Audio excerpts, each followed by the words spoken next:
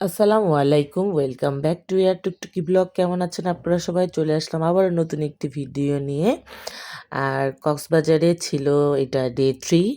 আর ওই দিন আমরা সকালবেলা একদম অনেক সকালে উঠে গিয়েছি আমরা। আর এই যে ভাবিরা এরা উঠে একদম সকাল সকাল ছবি উঠানোর জন্য বিচে চলে আসছে।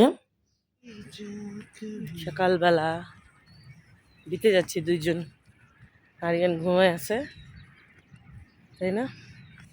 কেমন লাগছে সকাল সকাল? সকাল সকাল তো সবকিছুই ভালো লাগে। সমুদ্রের এক এক সময় এক এক রূপ। সকাল বিকাল সন্ধ্যা গভীর রাত, এক এক সময় এক এক ধরন। তো সবচেয়ে ভালো লাগে সমুদ্রের গর্জন রাত্রিবেলা। বিছানায় শুয়ে থেকেও আমি গর্জন শুনতে পাই।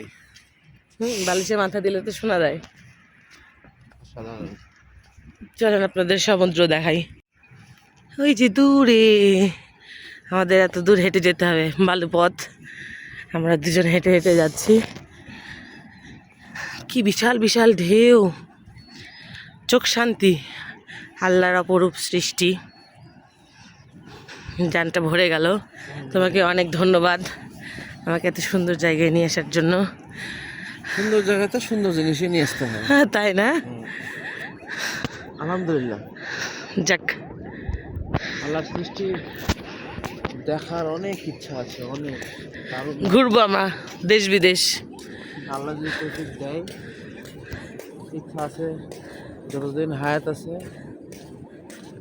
দেখবো ইনশাল্লাহ, অনেক কিছু দেখবো ইনশাল্লাহ যতদূর সম্ভব আমরা এখান থেকে একটু লাইভ হতে পারি। হ্যাঁ, দেখা যাক, যাও। চেষ্টা করবো। সময় পাচ্ছি না, এত ব্যস্ততা। মানে সবাই মিলে আসলে এত মজা, মানে মজার সময়গুলা চলে যাবে। এই কারণে মজাটাই করে নিচ্ছি, কারণ এগুলোকে করার জন্য তো অনেক সময় পাবো। তাই এখানে আর কি সেইভাবে এসে লাইভও করা হচ্ছে না, ভিডিও তেমন করছি না, প্রকৃতির সৌন্দর্য ফিল করছি আর কি।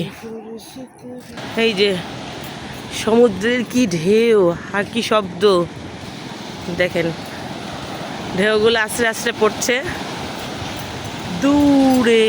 ওই যে দূর থেকে ঢেউগুলি ভেসে ভেসে আসছে।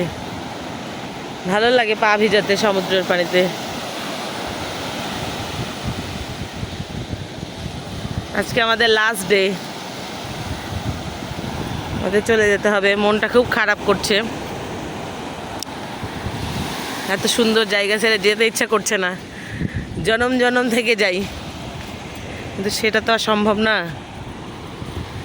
এই যে আরিয়ানের পাপা ভিডিও নিচ্ছে। চলো পা ভেজাই, হয়ে যাবে না? সকালবেলা সমুদ্রের পাড়ে ঠান্ডা ঠান্ডা বাতাসে খুবই ভালো লাগছিল। এত স্নিগ্ধ বাতাস, মনটা একদম প্রশান্তিতে ভরে যাচ্ছিল। খুব ইচ্ছা করছিল একটু সমুদ্রের পানিতে ভেজার জন্য, কিন্তু এত সকালে খুব ঠান্ডাও লাগবে, যার কারণে আমরা আর নামলাম না। একটু পা ভিজাতে চাইলাম, আরিয়ানের পাপা সেটাও নিষেধ করছে। তারপরে কি আর করা, এইভাবেই সমুদ্রের ধার ঘেঁষে ঘেঁষে হাঁটছিলাম আর একটু পানি ছোঁয়ার চেষ্টা করছিলাম। তারপরে থাকতে না পেরে আমি খুব রিকোয়েস্ট করে এই যে একটু পা ভিজিয়ে ফেললাম। সকালবেলা কি যে শান্তি, কিন্তু অনেক ঠান্ডা ছিল। আমি আসলে বুঝতে পারিনি, অনেক সকালে তো, আর একটু ঠান্ডার সময়, যে কারণে পানিটা ঠান্ডা লাগছিল। তারপরেও ভিজালাম, কারণ কবে আবার আসতে পারবো জানি না। তাই লাস্ট দিনের মতো একটু পাটা ভিজিয়ে নিলাম, যেহেতু সমুদ্রে নামতে পারছি না, সেহেতু পাটা ভিজিয়ে নিলাম। ইনশাল্লাহ আল্লাহ বাঁচিয়ে রাখলে আবারও আসবো। প্রতি বছর একবার করে কক্সবাজার আসার নিয়ত আছে, তবে এবার একা এসেছি, সামনের বার ইনশাল্লাহ সপরিবারে আসবো। সুন্দর জায়গায় ঘুরতে গেলে তাদের কথা খুব মনে হয় ইস, তাদেরকে নিয়ে যদি দেখতে পারতাম। তবে ইনশাল্লাহ সেই আশাটাও একদিন আমার পূরণ হবে।